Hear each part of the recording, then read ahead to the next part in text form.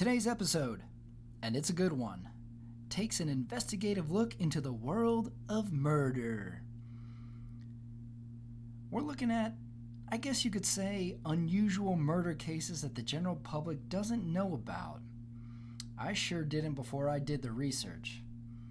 And joining me to speak about it, my own brother. My brother Andrew Ramirez tells me about the cases that may surprise you. I was definitely shocked. Andrew is the creator of the true crime Instagram page Murder Mecca, so needless to say, he had a lot to talk about. And also, we talk about our apartment history. We've shared a few of them.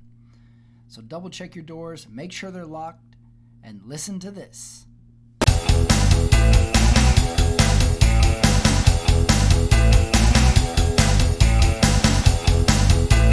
With me today, my own brother, Andrew Ramirez. What's up, buddy? Hey, how's it going? Good, man. I was just thinking, we have like, not only are you like my own brother, we got a good apartment history between us. We've shared 4 apartments, I think. Has it been that many? Really? 4 apartments? I remember I think we've been roommates for 4 apartments here in LA. Here's the ones I remember. Okay. Sherman Oaks. Right. Glendale. Silver Lake. Back to Glendale. Those are the 4 I remember. Oh my God. You're absolutely right. It has been 4. That's not even counting all the times I stayed over at your place too when you were living in El Paso. Yeah, that's true. Geez Louise. These were 4 apartments each of us were on the leases for. Like, we legitimately were renting these apartments. And some were good, some were bad. The one I hated the most was the Sherman Oaks one. Really? Yeah, because we would wake up to sirens every day. That one definitely came with 2 additional roommates too. We had a lot of roommates in that apartment. Yeah, there were 4 people total living in there. We had a lot of roommates in that apartment. 2 people per bathroom in that one. Yeah, that one was right off of Magnolia. So right. you always heard like the Van Nuys Magnolia intersection blowing up. A lot of engines, a lot of sirens. Yeah. That was also the apartment where the neighbor would play poker in the garage. Oh, we had some interesting neighbors in that one too. He was having a poker party in the. He'd be wearing his wife beaters with all his friends, and they'd be playing a game of poker like in the garage down there. They'd say, in "What's the rec up?" room. That's right. That's right. Yeah. I think you had a refrigerator in there. That was yours. Yeah. And then we were moving it out, and he was in there, and he was like, "Bro, is this your refrigerator?" And you're like, "Yeah, it's mine." All right. That was all he said. He like complimented it. He was like, "It's nice." He was like the mayor of the rec room.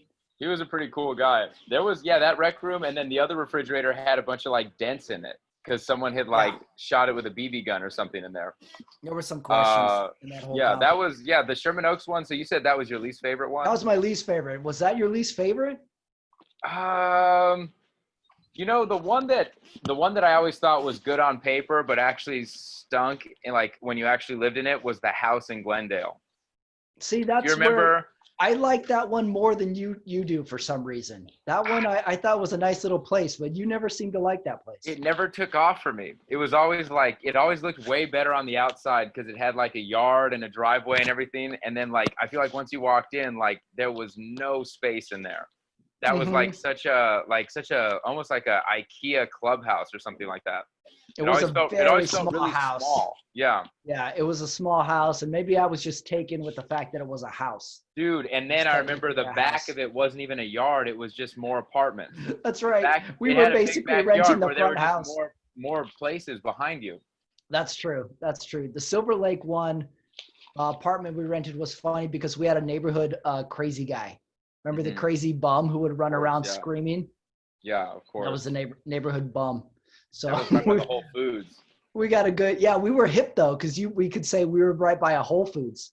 Right. That was for sure the hippest apartment was the Silver Lake apartment. We had a hip apartment there. Yeah, that was hip as hell. We lived right by the new 365, and then I remember like you could always like count on the lake being packed during the summer. Yeah, that was our hip apartment, even though it was really just a piece of trash apartment we were renting. Well, that was the apartment where you got into the most beef with the landlord. That's true. I almost got kicked out of that one for unauthorized Yeah, that was like electricity. an episode of Law and Order, you versus the landlord. You guys were going back and forth. That's right. That's Remember right. I stayed in my all case because to you it. wanted to charge your Prius or something like that. You wanted to I charge had your car. I had a plug-in car that I may or may not have been illegally siphoning electricity from. Now you admit it. You knew you were in the wrong. I might have been in the wrong, but I was paying for that. All right, I don't want to go into it. It was a deep. For legal reasons, you probably can't say too much right now. Yeah, I remember you ran an extension cord like 200 yards, like from the building into the garage or whatever, and then the landlord found out what you were doing, and then like sent you like a cease and desist letter or something like that. Yeah, threatened to kick me out based off of my electricity usage. Yeah. Oh man. There was another time though that our hot water went out and she gave us like $30 off the month's rent. Oh yeah, that apartment. Yeah, we always hit or miss. You could always kind of be shocked by her. There really should be a coffee table book of all the trials and tribulations of apartment renting, from neighbors to landlords to roommates to just odd things that happen on a daily basis that 6 months in, you just think that comes with the apartment. Right. So we got a good apartment history going. I know. This is like the first time you have lived like without me in like 4 years. That's true. That's true. There should be like a lifetime movie of us living apart from each other. But we're just regular aged adult men. Here we are. Yeah, this is unusual actually. Usually we live together. Yeah, that's true. Right? I know. If we were two women, there's like 10 movies of this already on Lifetime about this. Best of friends. So unusual. So unusual. Just jumping apartment to apartment around LA. Yeah. We're like, imagine like the movie Swingers, but like way less exciting. Just it's called Losers. Losers. 12-month lease losers. Losers. True. True. Oh like, man. Speaking of like odd stuff you do, your Instagram, man, murder Instagram. Dude, murder got a Mecca. good drinking thing going. Oh, right cheers. Now. I might have started a little early. Okay. Well, that's only because of the time difference, I'm sure. Yeah. I'm on the West Coast. That actually makes it earlier for you. Mm-hmm. I started. Okay. Yeah, man. Murder Mecca. Tell me about your Instagram. Murder Mecca is my like true crime Instagram account. I started it like 2 years ago in October, and just kind of like wanted to like post all of this like weird true crime stuff that I've always been interested in anyway. So it started off like kind of like a fan little hobby, like fan account or whatever. And I basically just like put like a bunch of pictures of like Richard Ramirez up and stuff like that, like the Night Stalker and like the classic pictures and stuff. And like it like went like nowhere. And then I remember like once Halloween started up, like all of like the fucking hashtags that I was using like started gearing up because everyone was into Halloween. And then I remember like it just like got like 300 followers one day, and then it got like this like one crazy person that like sent me. I remember like getting freaked out because she direct messaged me. And this was like, at this point, like I had maybe like a good amount of like people following that I just had no idea who they were. And she sent me like a direct message saying like, hey, I've really enjoyed like reading the true crime stories on this account. You know, actually my mom really enjoyed this account too, but you know, she was murdered like 2 weeks ago. Oh, really? Yeah, man. She was murdered 2 weeks ago, and she would really appreciate it if you got her story out. And I was like, what? Like, I thought it was almost like a sick joke or something like that. And then I saw that she had attached pictures to the direct message, and I like opened the pictures, dude, and it was the murder scene where her mom had been like shot. It was like there was like blood on the walls and stuff like that, and I like totally freaked out. And I Hmm. dropped the phone and like couldn't like I was like I don't even know what I'm looking at right now. Like this is tripping me out. And then I went into the lady's account who sent me the pictures and like looked up her name and stuff. And then I remember, dude, I like searched her name in like a Google search. I put her name murder, and this crazy true crime story about like a double murder suicide like in St. Louis or something came up. And like sure enough, like the daughter's name was in the article, and like I cross-checked it with like the Instagram account she sent it from, man. So like it was the story is like this mom was living with elderly father who was like in his late 90s, who was like on a ventilator. And then she had a husband who was like paranoid, schizophrenic, and just kind of troubled. And she was kind of like holding it all together. And then one day, like the dad snapped and killed the wife, and then shot the dad dead in his like hospital bed or whatever, and then killed himself like in the living room or something like that. And then Wow. yeah, and like just a horrible like story, like local news covered it and everything like that. But then sure enough, like the mom's daughter like had to deal with like all of the funeral expenses and stuff like that. So like she had to like deal with all the problems, and like basically she just like direct messaged me like that whole story, man.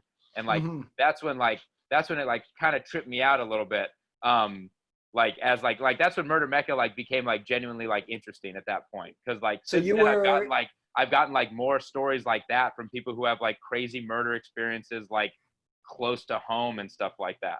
so So you were sort of like but researching true crime murders to post, and then she found it, and then yeah, tried to contact you to get the story out. Has anyone else contacted you from posts you've made about there's cases? dude, yeah, It's been there's a there, while. you know, the ones that always trip me out the most are like the ones where they're like, I was friends with Jeffrey Dahmer in high school, and like him and I would like I don't know, drink after school and stuff like that. And I remember I always thought he was a cool guy, except for the fact that like he would like, you know, and it's always like a little detail or something.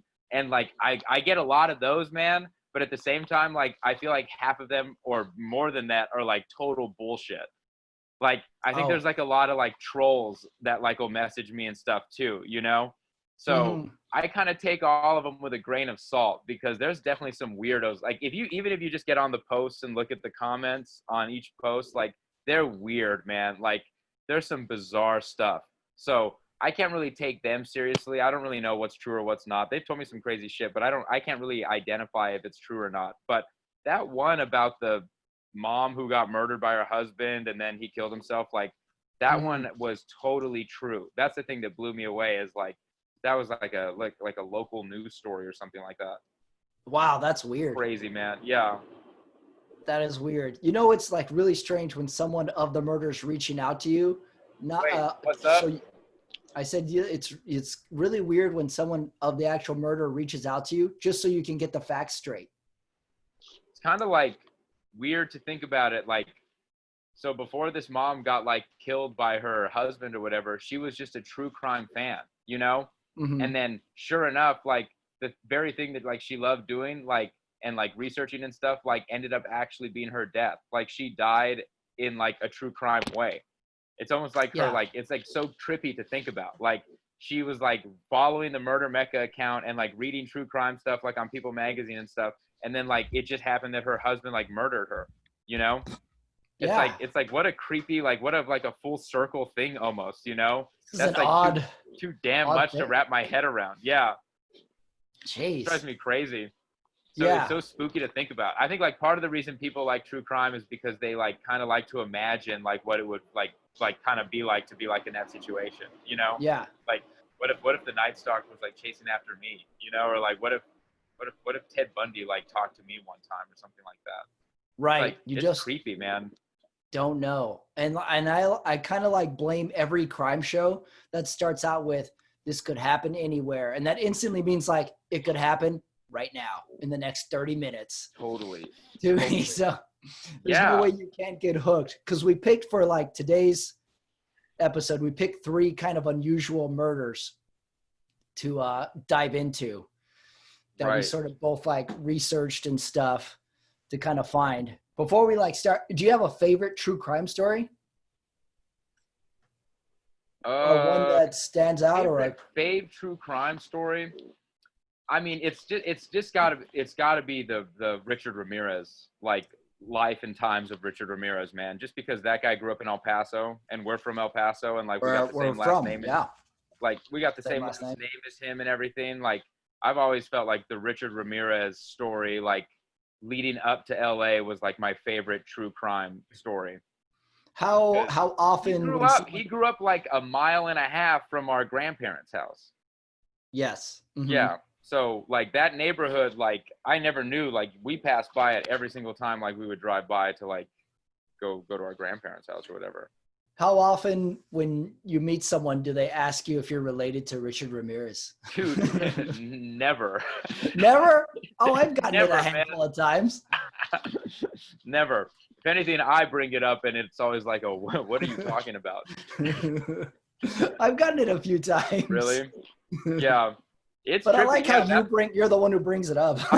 Sometimes I'll just bring it up and then it just gets creepy. It's it's weird, man. That story's always tripped me out the most, just because we got the same last name and like literally like right next to our grandparents' house, like upbringing. So yeah. And then he went to LA and like proceeded to become like the Night Stalker, you know? Yeah. And then he like, what did he kill? Like 13 people one summer or something like that? Wow, a lot of people come to LA with ambitions. I guess he was the same. Geez, no kidding, right? I gotta be somebody. On a great. There's like a Billy Idol song called "Eyes Without a Face" that like apparently was like his murder song. So oh really? He would like, dude, yeah, he would like ride around buses and like listen to Billy Idol and like get all like stoked to like kill people, like because of like Billy Idol lyrics and stuff like that. Jeez. So like this is like a gross story, but like the story is like that song "Eyes Without a Face." Do you know that song? It's like the ballad, like the Billy Idol ballad. Like Richard Ramirez was like doing a bunch of coke and was like listening to "Eyes Without a Face" a lot. So like he like decided to kill somebody that night and went like broke in, like ransacked the house, killed the person, and then literally like took her eyes out of her face. And then like kept them as like a little memento for himself. And then like when the police found the body, it was literally like an Eyes Without a Face situation. So from the song, you got the idea. Yeah, isn't that Because like because everyone we can blame knew that Billy Idol for a lot of things, and now we can add this to it. No shit, right? Everyone like her name is I don't remember her name, but they found the body without eyes, and the cops were like, this person is sadistic. Like, this is a crazy dude we're dealing with. And then like years later, after they caught him and he was in jail and stuff, like they did like so many interviews with Richard Ramirez in jail. And like, he says like he took that lady's like eyes, like as like a little like tribute to like a Billy Idol song. So what a nightmare, right? What a total nightmare. Yeah, what a hard time for 80s songs, too. You know that Phil Collins song where they think it's about like a murder? Now we can add Billy Idol to it. Right. Yeah, you'll never listen to it the same way again. Our 80s ballads are very That's another, good. Yeah, the Phil Collins one is good, too. Yeah, I think that was proved as a myth, debunked, though, right? Yeah, I think that was proved as a myth. That's a good urban legend. It's ridiculous, right? Doesn't it? Like, isn't the urban legend like he witnessed a murder or something? Yeah. Didn't report it to the police for some reason, so he wrote a song to like let the killer know that he knew what he had done, and then the killer invited him to the concert. Like front row tickets to the concert or something. To sing it. Yeah. That's the story I've heard. Like the killer, like a VIP pass in. And right. And then the killer was like at the front row when Phil Collins played the song, and then apparently the killer like knew the song was about him and went home and killed himself. Oh right, I forgot about that part. Yeah. That's probably not true. Yeah, it's a great story though. I like that Phil Collins can enlist someone to kill himself. Right, that kind of power, right? Phil Collins. What a star. Some of his best work. People say his best work was in Genesis, but I disagree. It was getting a murder to kill himself. Little known, true crime fact. Well, we picked 3 kind of odd murder cases that not really everybody knows too much about. We picked new categories. We did some deep research on them. So this is going to be really cool. First case I picked was the Jason Williams case. Oh So basketball player, I'll read you a quick history of Jason Williams. Professional basketball player drafted by the Phoenix Suns in 1990 in the first round. His draft rights were traded to the Philadelphia 76ers, then traded to the New Jersey Nets, and he was an all-star in 1998, retired in 2000. A little bit of a legal history he had. 1992, he was arrested for breaking a bottle on someone's head. And in 1994, fired a semi-automatic weapon in a parking lot. And then the murder was in 2002, February 14th. What do you know about this case? It was one of those cases where it's like you read it, you read like the first paragraph on Wikipedia, and you're like, oh my God, like this is like so preventable. This guy, like, Right. it's not even like because when you told me like do research the Jason Williams case, I immediately, like, my mind immediately went to like a sadistic, like I'm gonna kill my best friend, like, or like I was on a bunch of drugs and like shot up, like I thought it was gonna be something like malicious, and instead, like, basically he's doing like a charity event or something like that, and he's got like a bunch of people over at his house, like, and one of the people is like the guy who drove the big bus that took everybody, and he's just like giving them a tour of his mansion, and then he like has this really cool shotgun, and like he's showing it to the bus driver, and then it just like he thought it was unloaded, and it's like the same old story, and then it goes off and just blows the bus driver away. Right, like, right. He just like, it's what is it, like accidental? Totally, yeah, murder. totally. I was like, oh my God, like that's terrible, Yeah, I looked at like no premeditation. I was expecting all of that, and it was just like a horrible, like, just gun safety PSA, Jesus Totally. Christ. Yeah, I looked it up on a bunch of sites, and it's he's having a charity. There's kids, the limo drivers there, Harlem Globetrotters are in his house on this little tour he's giving. And you're right, he mishandles a shotgun. He had been shooting skeet earlier that day, and he mishandled it. And the guy gets shot. But the meat of the story is he tries for like a week to kind of cover it up. He said in an interview, like, he shoots the guy and he goes and runs and jumps in his swimming pool, I guess to like wash off something. He doesn't really explain why. Boy.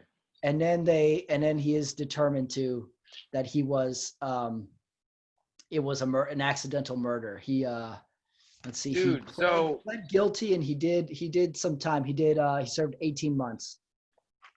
The one thing, like, so when the gun went off, was everyone in the house, like, when that went down? Like, I couldn't find too much on that, but it would assume that there is, that they were there. People. I couldn't find much either, because that's like the big point is like, if he shot the guy with the gun, like, even if he jumped in the pool or not, like, I feel like everyone would just rush upstairs to like see what went down, So I couldn't figure out whether it happened like after everybody had left and he was just like chilling with the bus driver later, or if it happened like with everyone in the house, because all that cover-up stuff is super sketchy.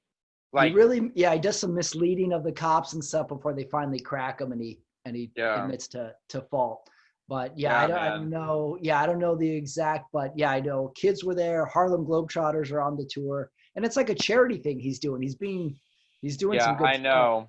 It's not even that bad. Yeah. Yeah, it's a really. He seemed like a good guy. He seemed like a good guy, kind of. Yeah, he's got some like history in him, but nothing this bad. And then from everything I've read, all his life now is devoted to like good deeds. Like, he's like a lot of gun safety. All the settlements were for the family. Right. He's very contrite about it, but it's super unfortunate. Once you blow your bus driver away with a shotgun, your career options are pretty limited after that. I feel like you got to get into the business of rehabilitation. Yeah, and he's pretty contrite about it. Yeah, I read some quotes where like he just talks about how like his only job now is to like be sober and like help other Yeah, people. he got sober. Yeah. So it seems like he feels pretty bad about it. Like he doesn't seem like your classic true crime case where it's like some like psychopathic killer type who just like has no remorse at all. Like Yeah, this is like genuinely like a sad story. This story like bummed me out, you know? it is. And I like, I'm reading it. I'm waiting for the true meat of the case, but there really isn't any there. Once you find out it's negligence, you're like, oh, that's about Total it. That's about negligence. all there Yeah. is to this case. So new categories for the murder episode today. First category is streaming service. Is this story best on Netflix, Hulu, or A&E? Oh man. I'm gonna say, considering, I'm gonna say this one is A&E. Why? I like this one for A&E because I feel like A&E does a lot of like multiple installment series, you know? Oh, so this is a multi-episode. I think A&E, they have a history of making like good like 3-part, 4-part like true crime stuff.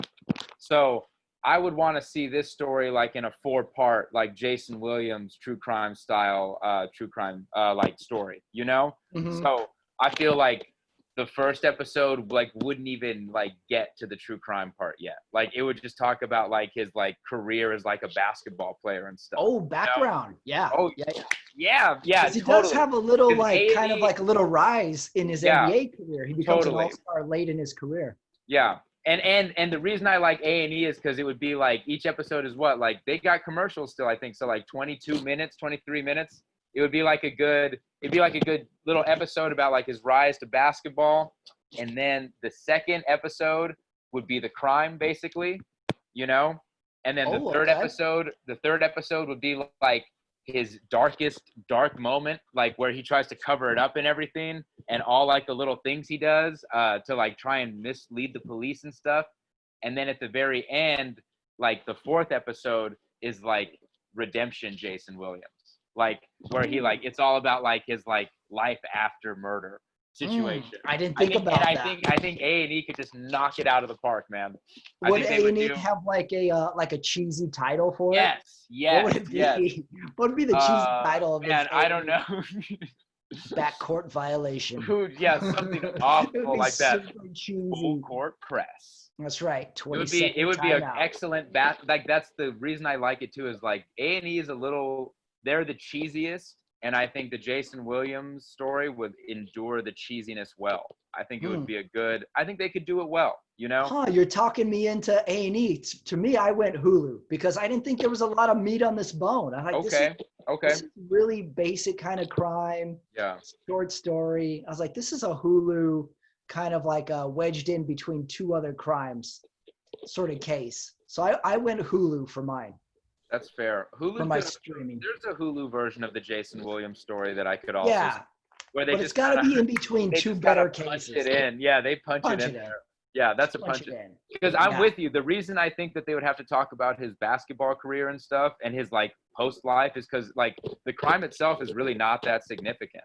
It's kind of like it's just kind of there's no meat other than like the fact that it's an accident, you know? Mm-hmm. So you're not going to really get like a plot twist there. So I think that's why they gotta pad it with some lifestyle, some Jason Williams lifestyle before and after. Mm-hmm. So you go A&E. I went. So I'll go A&E for Jason Hulu. Williams. Yeah. Okay. Category number 2. This one's called the Law and Order Award. Okay. Describe this crime in an episode of Law and Order. Oh, dude, this is okay. So it'd basically be like, so you know how each Law and Order episode opens with like someone discovering like the crime, you know? Right. You gotta have the guy discovery. This would be like a shot on like a bunch of like kids wearing like Make-A-Wish t-shirts, you know? And they'd all be like chilling in this sweet mansion or whatever. And then like they'd be downstairs like doing something, and then like you'd hear like a boom. And then like all the kids would run upstairs, and then like they would open like a door to like, I don't know, Jason Williams' man cave or something, and like it'd be Jason Will, or like obviously it wouldn't be Jason Williams because it's Law and Order, so it'd be based on true events, but it'd be like a 6'10" basketball player like wearing like breakaway pants or something, like holding a smoking gun, and then like you just see like a foot like horizontal with like just a pool of blood rolling out. And then it would like fade into like the dun dun dun. You know, that would be the setup, I think. Strong law and order opening. So it would follow like the kid's perspective to like the crime. They'd be chilling, and then they'd hear the gunshot, and then they'd go see what happened. I think that would be the episode. And then it's hard because it's not like that interesting of a murder after that point, you know? Yeah. So I guess this episode would benefit from like more the storyline of like Jason Williams hiring like a real sleazy like legal team to like try and get him out of this, you know? So then you could kind of pitch it like Jason Williams isn't really like trying to get out of this. Like he's just being kind of like molded by these like lawyers who like want him to like not have to like apologize or like feel any type of like remorse for what he's done legally. And then like the cool thing could be like Jason Williams like fires all of his lawyers, and then like and because he feels too bad about it, dude, and he like fires like, here's the thing, dude, like in the courtroom scene, like, so he'll be found innocent, dude. They'll be like, do you have a verdict for so and so? And like they'll read it, and as the judge says not guilty, the character says, I did it. He says, I did it. And like the court's like, so he literally reads the not guilty verdict when Jason Williams like admits to doing it. And then like it cuts to him like in jail, like 5 years later, like teaching like a redemption course, like a Jesus redemption course. Oh wow! Big twist. I would say that's the Law and Order episode. He's a good guy. The whole point is that he's a good guy. Yeah, it's the good guy. Lawyers are bad. He's good. Yes, the lawyers are the ones that are doing all that swarmy stuff, and Jason Williams like has a change of heart at the end and like redeems himself. That's a solid Law and Order episode. What are you thinking for his though? What would you say for the Jason Williams episode? For me, this has to be first of all, the Law and Order police team has to have Benjamin Bratt. It has to be that era of it, because Benjamin Bratt already knows who he is. He's like, yeah, I know this player, but and then they have to figure it out. But yeah, you're right. They have to do the interview with the maid. Because every good Law and Order episode has them interviewing bystanders who are doing something else. Right. And they have to interview the maid while she's folding towels. They have to interview the girlfriend, but they broke up 6 months ago, so she's a dead end. Yeah, and then they finally and then the stripper, of course. We gotta have a stripper. Always they have to the go stripper. To a strip club. Yeah, they gotta go to a strip club. It would be like Jason Williams, like even though he like was based out of wherever the crime was committed, like since he was in like the NBA, like he went to like strip clubs all over the country or something like that. They're trying to figure out his character. Yeah. So like they interview like a stripper that like can tell you something a little meaty about Jason Williams. And she would probably say like, you know what? Like, let me put it this way. I deal with a lot of guys who make a lot of money. That guy's down to earth. It'd be something like that. It would be like it would be credibility. It would be like, I deal with a lot of assholes in this business. That's a good guy. He's not a killer. Yeah. They'll be like pumping her for information. She's like, listen, I deal with a lot of creeps in this place. Yeah. He wasn't one of them. And exactly. Yeah. And then the strip club owner has to come up as they're leaving. He goes, whoa, officers, can I interest you in the gentleman's buffet? And Benjamin will pass. Yeah, it would be so stupid. That's my Law and Order episode. Every Law and Order episode, though, they go to a strip club in my world. That's the classic. That's the classic one. There's always, maybe they don't do it anymore, but in the early days, there was always a stripper interview. Yeah. Next category: good cop, bad cop. Which cop breaks the case in the interrogation room? For me, this is an easy one. It's bad cop. Has to crack him. Yeah, he would just get a little cracked under the pressure, I guess. Mm-hmm. The bad cop would just be like, you got to tell us exactly what happened. Like, if you lie to us, we're going to throw you in jail for the rest of your life. And I feel like Jason Williams is like a good guy anyway. He's like honest. So he would just like fess up right there. So I would say bad cop, or I would say to the bad cop. Yeah. Yeah, I think bad cop all the way for this one. Or, I mean, maybe you could probably do it with a good cop too. It could go either way. Either way, really? Whatever, because I feel like he's got nothing to hide, So he's not going to be putting too much of a front on. Mm-hmm.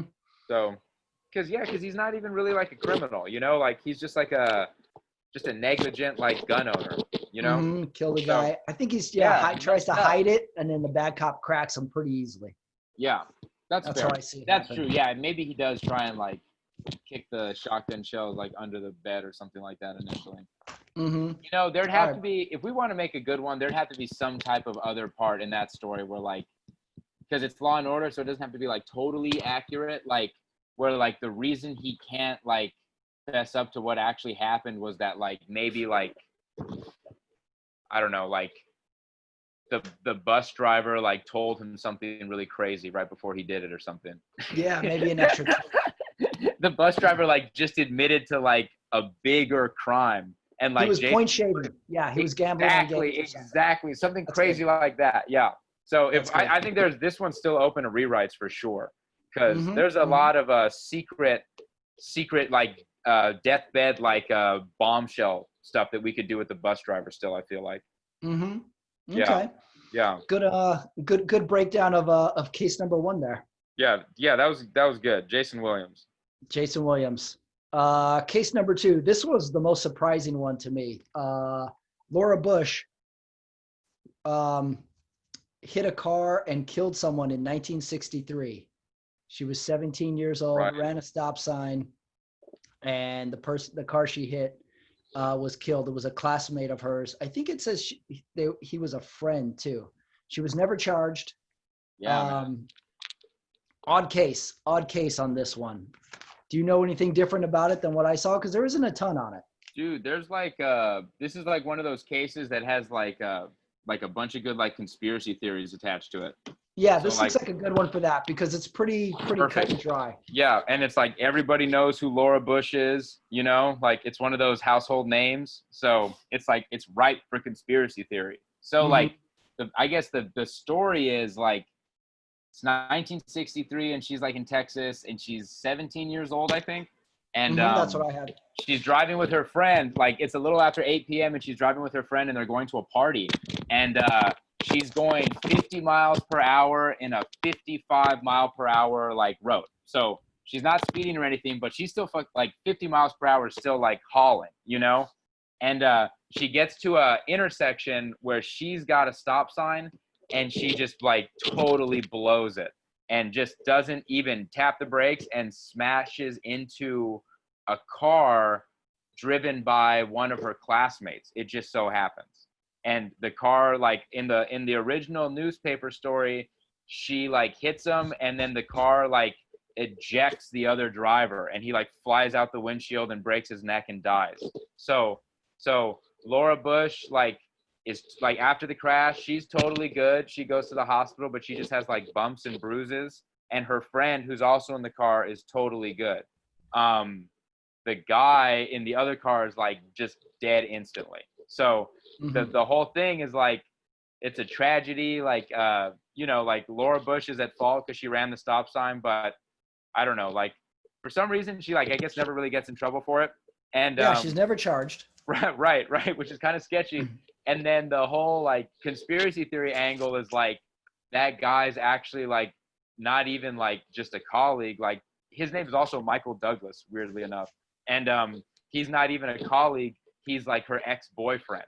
And like I did see that. She hated him. I think they were dating. Yeah. Because dude, this guy was like a stud, man. Like Michael Douglas was like a major star at their high school.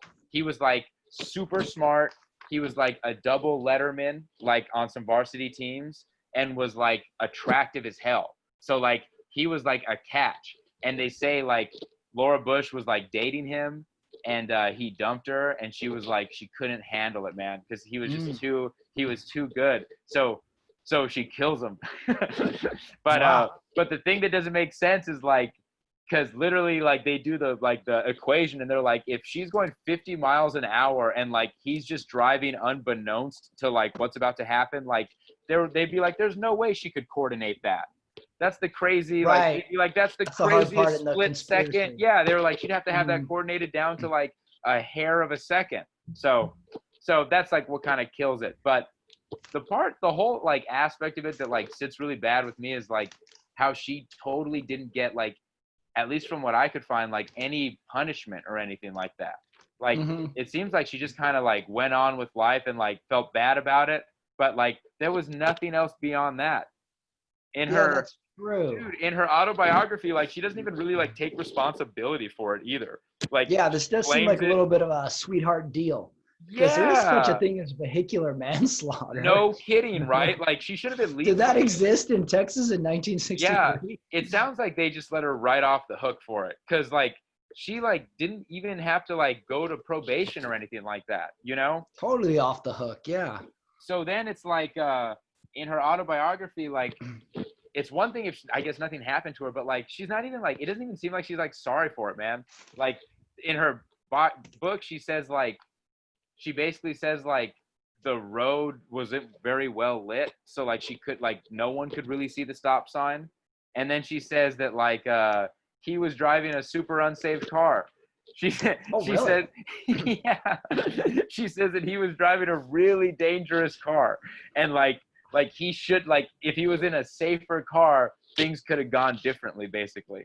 So she basically just puts the blame on like everybody else. And then like kind of like, it's really annoying, man. Like obviously she probably didn't write it because it's her autobiography, so like probably a ghostwriter did it, but still, man, it's not good. Like you read it and you like cringe. You're like, this all you have to do is say like, it was a horrible mistake I made. Like she blames like 3 other people, and then like talks about how she like worked on legislation to like get like a bigger stop sign there and shit. It sucks. It's dumb. So it's one of those stories where like it's an accident. Like it's just like the Jason Williams story, kind of like it's an accident. Like I don't think she was being malicious, but like she like, it doesn't seem like she really took any blame or like responsibility for it. So it doesn't, if this is a Law and Order episode, this is like the one where it's a hateable politician's wife, I feel like, you know? Oh, okay. Well, where do you put it in the streaming first?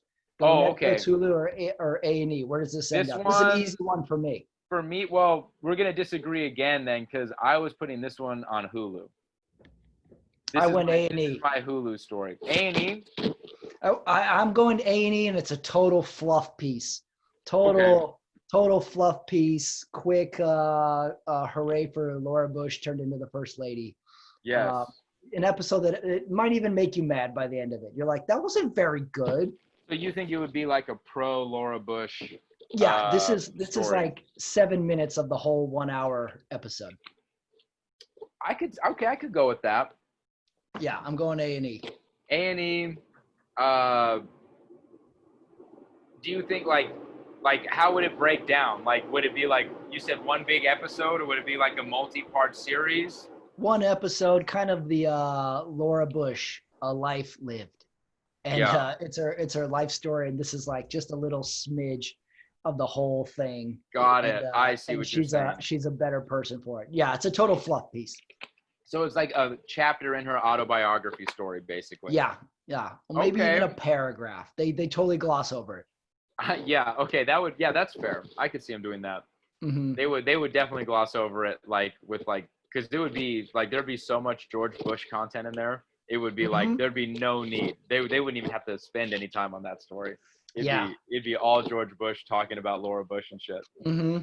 Yeah. What about, let's see, Law and Order episode? Does this even make it to a Law and Order episode? I feel like they cracked this pretty quick. I think this one could be done. I think they could make this into a Law and Order episode. Might take some rewrites, but maybe they would have to, because it's got all the big pieces. Like it's got a violent act, of course. It's got a little small town bias. You know, everyone always loves that. Ooh, small town. It's Yeah, got yeah. That's true. We gotta take Law and Order on the road. It's got a tragedy in the sense of like the guy she kills is like a rising star. You know, so like it's kind of like a promising life undercut. You know, and then the fact that like I don't really know Laura Bush's background, but I'm assuming she's pretty rich, right? You know. I don't know either, but I think you're right. Gotta have some cash. So like the fact that she comes from like a wealthy family that's like trying to get her off of this charge. I do have one edit I would have to make to the story. Laura Bush in the official story is not drunk. I think in this Law and Order story, she's got to be fucked up. That's good. That way it's like there's no doubt she's in the wrong, you know? Mm-hmm. And like what she does is like her dad gets like the DUI test like scrapped or something like that, you know? That's a good one. Yeah. One. I think in this one you got to make Laura Bush like pretty unlikable. So I think if you make her like not have to take responsibility for being drunk and stuff, like I think it's a good Law and Order episode. That's a good rewrite. To me, this Law and Order episode is all I guess the lawyer part.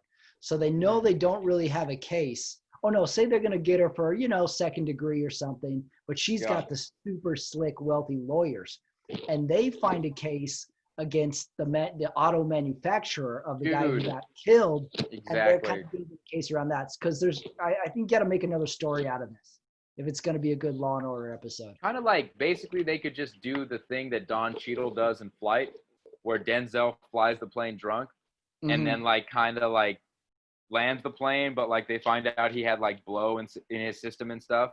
And then remember, Don Cheadle's just like a badass lawyer who like gets the cocaine test thrown out because like they hadn't like cleaned one of the sensors on the machine within like 12 months or something.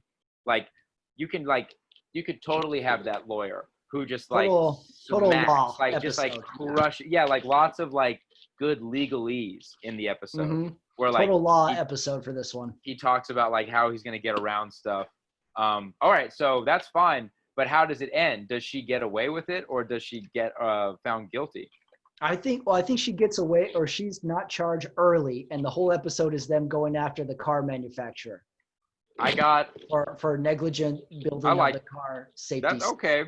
I got a crazy ending. I think she gets off, and I think that as they're leaving the courthouse, the mother of the son pulls a gun on her outside of the courthouse.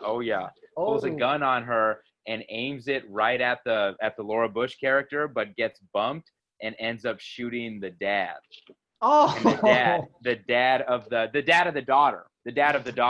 So the dad ends up getting hit, and Laura Bush, the spoiled daughter, has to like hold her dying dad like in her arms as like they're just pinning the mom down, who's like irate, who's like, you killed my son. You killed my son. Like, I think that would be the ending. I really think that would be and it would have to be season finale. That's like season finale material, like for a Law and Order run, you know? It's pretty good. That's a good season finale. I would want some crazy after court antics or something. Mm-hmm. Yeah. Good season finale on that one. Oh yeah. What about Good Cop, Bad Cop? This one's pretty easy. I actually think like no cop cracks her. I think she just admits it, and they say, "Go ahead and go to school." I feel like she wouldn't even have to really interact with the cops. I feel like she's always just kind of surrounded by offensive lawyers. So she's an easy one. Anything to the cops. Yeah, she's not saying a word. No cop at all. Yeah, we agree. Last case. Oh, go ahead. Oh, I think for me this would be Hulu for me, because I think this one is like, it's pretty interesting, but I think like this is one of those shows that like no one's gonna want to make it. You know, you can't make a movie about Laura Bush killing someone in the 60s. Like no one's gonna want to produce that. Like that's just gonna piss people off, and like it's just a no. So if you're making this on Hulu, you've got to wedge this one in there with like 3 other like famous politicians who murdered people stories, like in almost like a Tales from the Crypt style episode, where like there's 3 shows within the episode. And then this would be a little 15-minute segment, like little puff piece, like you said, where it's like all about how she messed up and felt really bad and like turned out to be like a great politician's wife, like in the long run, you know? I don't think you can do much with this from like a hot take perspective, because Laura Bush is like she's in it, man. Like you can't make negative content about Laura Bush. I agree. It's you Yeah. have to do some rewriting and take some creative liberties Totally, dude. Yeah. if you're gonna make a story out of this. Yeah, this is gonna be a hard biography to do. Okay. Last and final one. Here's the fun one. August 5th, 1987, Matthew Broderick is driving a rented BMW 316 in Northern Ireland. He's driving the wrong way and he collides head on, killing a mother and daughter. Broderick fractures a leg and his ribs, gets a collapsed lung and a concussion. Never heard of this story before. Dude, this one's so crazy. It is crazy. Yeah, I was Nuts, dude. reading about it. It was Dude, there's an even crazier aspect of it. Like that's like he wasn't even alone in the car. He's literally with his sister from Ferris Bueller's Day Off, man. right. That's what I found out. They were what's her name? What, Jennifer Grey or something like that? Him and Jennifer Grey were secretly Jennifer dating. Grey, yeah. And when this accident got in the news, this revealed that they were in a relationship. And Yeah. she suffered from whiplash, and that was it. Right. This one's crazy because, like, I've heard that, like, it's like really tragic, but Matthew Broderick, like, apparently just drove in the wrong lane.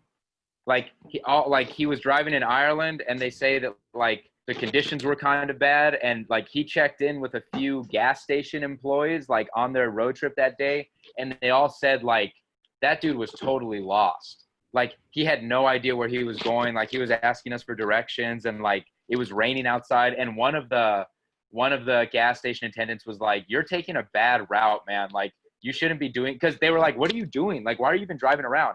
And he said he was sightseeing, and they were like, "This isn't a good day for sightseeing, bro. Like you should do this another time." So like they literally weren't into what he was doing, you know, because he looked like he looked like he didn't know what he was doing. He was lost and he didn't know how to drive probably. And then sure enough, like he took a left or he turned into the right lane as if he was driving in the US basically, and just head on collided and like instantly killed the 28-year-old driver and the hold on, there's a wasp coming in here. Oh boy. We might have a new. Okay, I have an open door right now. Okay, killed the driver, and then she was driving the mom, like you said, and she was like in her 60s, and like instantly it's an killed elderly mom and a daughter. And then like the one thing like you can at least say, not that it matters really, but it is worth saying, is like Matthew Broderick got pretty effed up from this crash. Yeah, he got a collapsed lung and broke his leg, got a collapsed lung.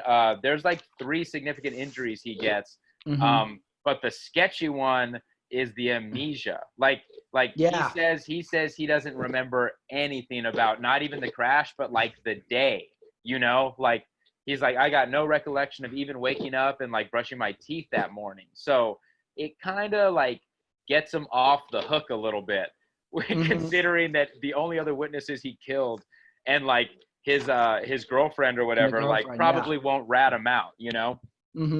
So he was charged with causing death by dangerous driving, but was convicted of careless driving and fined 100 francs, or sorry, 100 euros, which is $175 US. I just it's the same in my head. It's the same Ferris Bueller character that he's driving, and maybe the gas station attendants are like, "What are you doing? This is a terrible day for sightseeing." And he says, "Life moves pretty fast. If you don't stop and look around, you might miss it." He should use Ferris Bueller lines for the rest of his life, or at least for the next 5 to 8 years. Or yeah, you might as well have like Principal Rooney like showing up to the gas station. Oh, that'd be good. Like, chasing after him. Yeah. He's asking the attendants where he went. Oh my God. This could be a really dark Ferris Bueller movie. This would be really dark. Oh, really dark Ferris Bueller too. What I don't understand is how you could even bother finding Matthew Broderick $175. That's almost like even more. That's more insulting than not charging him anything. I feel like it's like because he killed 2 people. You like you even have to split that 175 in half to allocate like what each murder he was charged for. You know, it's not even $100. So that's pretty ridiculous. Mm-hmm. And then did you hear the other part where? So apparently he was really sad about it, and like he like wasn't an asshole about it. Like I think he like, well, he was kind of an asshole at least in the sense of like he doesn't remember anything, so he never really like said what he did wrong or anything like that. He just acknowledges like there was an accident, but the problem was like he was supposed to like meet with like the family or something like that and like have a sit down or something like that. And that was kind of in the news. Like Matthew Broderick's like set to meet with his family and like they're gonna forgive each other, da da da da da. And like, like it never really happens. He like apparently he blows him off or something like that. And then he does like years later like he does like a Honda Civic commercial or something like that. Oh, I read like, that, a Super Bowl commercial. yeah, he does like a Super Bowl commercial where like it's like he just makes bank just like slinging Hondas in this Super Bowl commercial, and like the dad of the deceased mom or daughter or something like just had some beef with Matthew Broderick and said like I find it shocking that like you'd give a car ad to someone with his driving record or something like that. So there were some good jabs. And then the dad basically said Matthew Broderick's an asshole and never he said I got a note that was probably written by like his agent or something like that saying like I'm sorry about your loss. So that's kind of the thing where I would want to know is like, sure he didn't get any jail time or anything like that, but like was there like some type of out of court settlement that Matthew Broderick maybe had to pay, where like maybe he wrote the guy like a fat check, and was like I'll never be able to make this right, but at least here's millions of dollars, because I would think so. Oh, that's I would brutal, hope so, man. Yeah, otherwise it's terrible. What about streaming? Where does this end up? Netflix? Oh, this is Hulu, I only have one choice left, A&E. and this for me, this one's You can Netflix. repeat. This Yeah, one's yeah, Netflix. me too. This is the this best one, story of the three. You got to have like the past and the present. So like there would be young Matthew Broderick, and then there would be old Matthew Broderick. So for young Matthew Broderick, I would have Timothy Chalamet play him. Oh, like, so you're going like a dramatic recreation. Oh yeah, yes. This isn't even going to be like a doc. This is like a live, like a movie almost. Like kind of like the Zac Efron Ted Bundy show. Extremely wicked and incredibly vile, or something like that. So Timothy Chalamet would play young Matthew Broderick, and then check it out. Old Matthew Broderick would be Steve Carell. Oh, good one. I think Steve Carell could do a good old Matthew Broderick with the weird little Oliver Peoples glasses and like the Hitler haircut thing, kinda. I think it could look good. Yeah, and it would be all about the murder, or the death. Like it would have to be a movie based on the accident that happens. So I think it'd be pretty good, and I think it would have to be big budget, I like that. Big budget, yeah. So yeah, Netflix. That's where I'm landing. Yeah, a big. They release it around like Halloween because that's when like true crime stuff ramps up, So they could do a hot take on that, I think. I'll go exactly the same as you, except swap the actor playing Matthew Broderick, and I'll go Jesse Eisenberg. Kind of like an unlikable Broderick. That. Almost that's the good. Opposite of charming Ferris Bueller. Eisenberg is unlikable. Very unlikable. He's not a likable looking guy at all. No, he's you get a feeling when you see him on screen. It's like, I don't like that guy, and that's the angle I want to go for. Movie where he plays Lex Luthor. Oh, he's so unlikable. He's unlikable as hell in that role. Yeah. Oh my god. Man, I guess that everyone's unlikable in that movie, but I was like, that's when I was watching Jesse Eisenberg. I was like, this guy sucks, man. Like, I can't deal with this guy. So I was happy that he was playing like the bad guy, but I was like, I can't watch any more movies with this guy. He can only be bad guys. It's painful. Yeah, it was painful. It can only be kind of rich pricks and bad guys and exactly computer dudes who are up to stuff. What about Law and Order episode? I think you can stick to the script pretty close on this one. Yeah, this one's going to be pretty close to the script. I would say it's another, I guess in this one, the only difference would be that you could have you could have more the issue of like Matthew Broderick fucks up, is drunk. He's got to be drunk again. You always got to make him drunk if it's a driving situation. Or since he's a celeb, make him like on coke or something. Oh, and yeah, like, this is the 80s. They're Yeah, coked out, dude. They're coked out in Ireland. And he gets in the crash and he's pretending to have amnesia because like he remembers everything that went wrong, you know? Oh, like, that's the angle to have to see if he's lying or he's not. pretending to have amnesia, but okay, so there's that aspect where like the audience doesn't really know. But then the bombshell twist in the script is when you find out that the girlfriend knows everything and like ends up turning him in, you know? Mm-hmm. Like, because one interesting thing I read about this story was that after it, like Matthew Broderick's career like just kept going straight up, and Jennifer Grey's career tanked. So so it's almost like a tale of two like lives after the accident. So like you could almost have her be like this like a reclusive character that like comes out with the $50 million piece of information, you know, and like gets Broderick busted like in the end, you know. That could be the pit them against each other. Yeah. Yes, because it's like, well, who else could, like, Broderick has amnesia, the other people are dead, like the police got there like 10 minutes after the accident, like the only person who knows anything is the actress he was with, but no one's seen her in years, you know. It could be one of those situations. It's like she stopped acting after that and like just disappeared, and then she comes forward like with all the information, or the cops have to go looking for her. The cops have to go to like Idaho. Yeah, they got to go to Idaho to like track her down or something. There's a lot. You could do a lot with that one, I feel like. Yeah, I like that. I like the idea that they solve this like, or they're investigating this way later, like not during the crime. So first, after the two detectives leave the strip club, and every one of my Law and Order episodes, right? They leave the strip club, then they go investigate. Say they're rummaging through Matthew Broderick's mail, and they're like, "Hey, wasn't there another person in the car?" It's like, "Yeah, his girlfriend." "Where does Matthew Broderick live?" "Oh, he lives in Beverly Hills." I'm wondering why she lives in Idaho. And then they both look at each other and they're like, they have to go to Idaho to talk to her. Exactly. Yeah. That's like because then I like when movies do that thing where it's like you got the big city living, like the big city cops got to go to like the small town like crime, you know? So like they'll go to like, it'll essentially be like a Fargo type situation. Like they'll go to this really desolate, like cold place to like track down this like old actor. Yeah, and there's got to be a scene where the big city detectives are eating at the small town diner. Yeah, and they don't like anything on the menu.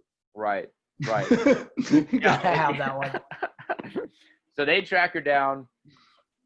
They'd have to kind of tussle with her a little bit to like get the information, but I'm sure like they would ultimately get the information, and then like they would take it back to Broderick and like put him on trial like 35 years later. Like the thing I don't really understand is like what that's where the Carell comes in. The third act is like the crazy part, like because it's like, do you make Broderick like super pissed about it, like trying to like get it buried or whatever, or do you make him like almost like he admits to it, you know, like but he's got like a family and like it's really sad that like he's getting arrested like later in life, you know? I don't know. Like you'd have to pick which way you want to go with it. Like, do you feel bad for Broderick or do you like hate Broderick's guts? Right.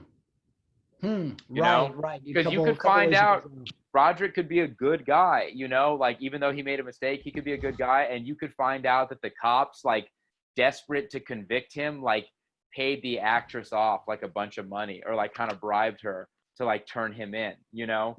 And she's kind of like this hateable like witness who like is angry that she never became a superstar, even though Broderick did, you know? Could be something like you could do some twists with that, I feel like. Yeah, this is the most fun case of the three. Yeah. What about good cop, bad cop? Who would play the actress? Young actress in her young state. Yeah, do both. This. Yeah. Okay, I'm gonna throw out a couple easy ones and then a couple of curveballs. Okay, easy one. What if we cast Emma Watson? Oh, that's fine. That's as good. Young Jennifer Grey. That's an easy one. Everybody will like her. She's going to be the most likable person. They'll be down. Yeah, they'll be down for that. Okay. Okay. Curveball. Ooh. Okay. What about Kristen Stewart? Nice. Maybe that's an She's easy one not still. old enough, dude. She's not old enough though. Because Oh, how old does she have to be? She would have to be like Broderick's age for Steve Carell to play like old version of Broderick, you know? Oh, you're talking old version. Yeah. Oh, you're talking about another young person to play young actor. Play opposite of Got it. Oh Jeffrey yeah, Eisenberg. Kristen Yeah, Stewart's yeah. a good idea. Okay, those are my Could two work. young ones. Mm-hmm.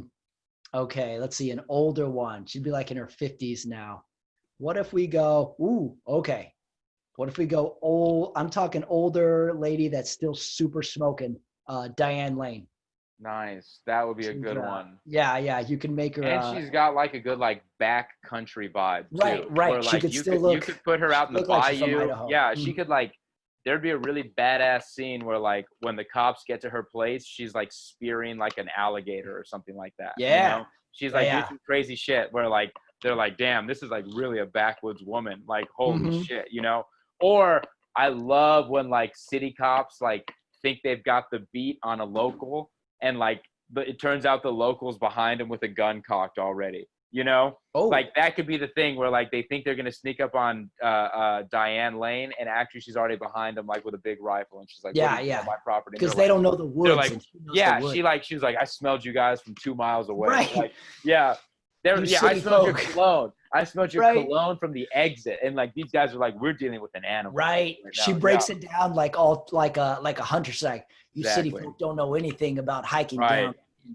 And they're like, oh. She would point to one of the detectives' fancy shoes and say, like, we haven't sold a pair of those JCPenney loafers in here. Like, those are the easiest things to track I've ever seen. Like, it would be like, they'd be like, we didn't think about this, you know? Diane Lane's a pretty good one. That. For me, I like that. Young Jennifer Grey, I would go, I think this would be more of like just an attempt to get as many people to watch this fucking show as possible. But I would do Ariana Grande.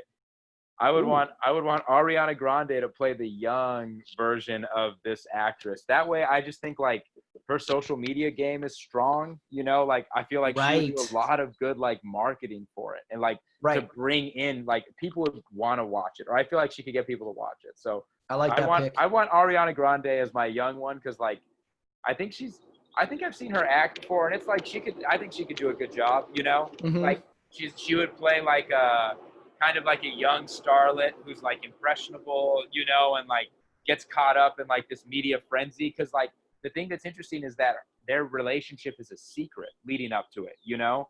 So like, that's like a good little thing for her to like dig into for her role, you know? So she could do the young version, and then old version. Here's mine. And I think the only issue is the like fact that Ariana Grande has dark hair. Like they'd have to make the hair align, but I would want Julianne Moore. I think Julianne Moore could do a good older Jennifer Grey character. It's just that like she's a redhead. She's a redhead, and Ariana Grande is just like dark, you know. So they you know, Julianne Moore would have to go dark hair, like, and they'd have to fit kind of, but she'd be really dirty and like kind of in the woods. Like I feel like Julianne Moore could like do that character really well. I feel if we put Julianne Moore in some overalls and like she ties her hair back with like one of those bandanas, like in the country, I think it could work. Totally. Yeah, totally. I don't think it'd be the biggest issue. Yeah. Or they could make Ariana Grande a redhead, and then Julianne Moore could just keep her natural hair color. It's not even a big issue. This is like the least problematic thing. I think Julianne Moore would do a good job. She's kind of, what about Return of Helen Hunt? Helen Hunt. No one's seen Helen Hunt in years. It's almost like meta fiction. Like she's actually an actress that has disappeared for years. So when people find out that Helen Hunt plays the disappeared actress, they'll be like, damn. Okay. Put Helen Hunt in that role, her return to acting. Oh, as a Jennifer Grey in her 50s. Yes, exactly. Yeah. And if she could drive the same like a Toyota pickup that she did in Twister, that would be excellent. Little Easter eggs to Twister throughout the movie. Let's just have her same character that she's in Twister. Just put her in this movie as that character. Yeah, that's cool. I'm 100% behind that. She's like a country scientist. Yeah, Helen Hunt in the role is good. That would be stunning to people. Or you could do Jodie Foster. Jodie Foster could also do a good job. Yeah, I might need a separate episode of just Helen Hunt talk and what happened to her. Because there's some serious thinking could go into do that. a lot. I feel like McConaughey could be in it.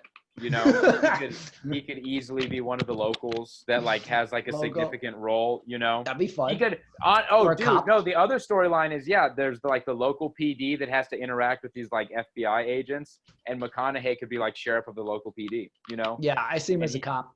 He could be like a wizened like veteran who like has unusual styles of investigating, but like still gets it done. You know. Well, this takes us to the last category: good cop, bad cop. What if McConaughey's one of the cops?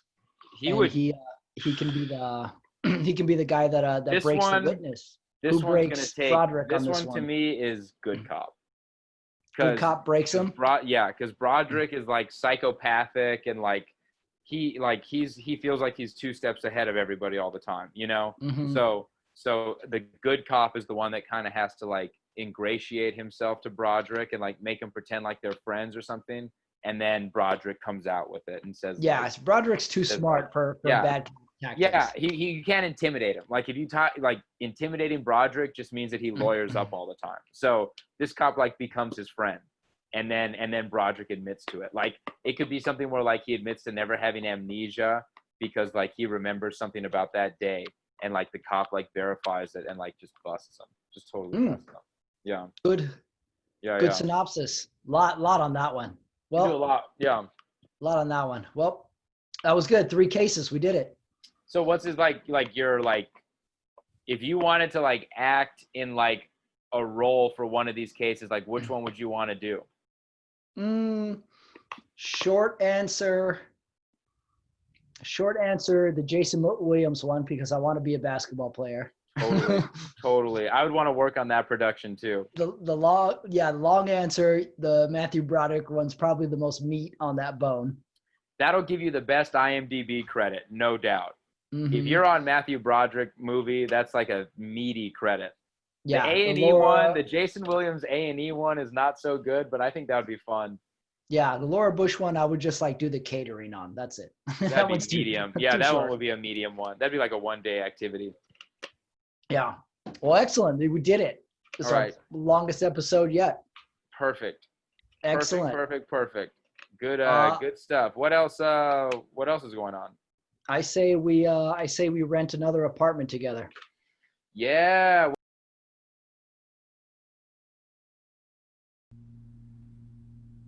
Thank you everyone for listening. I knew this topic was going to be all over the place. I think I could rewrite these stories another 100 times. And also, I forgot about that one guy from our one apartment who hung out in the rec room. Where is he now? Someone should really check on him. That's it for this episode. Hope you enjoyed it.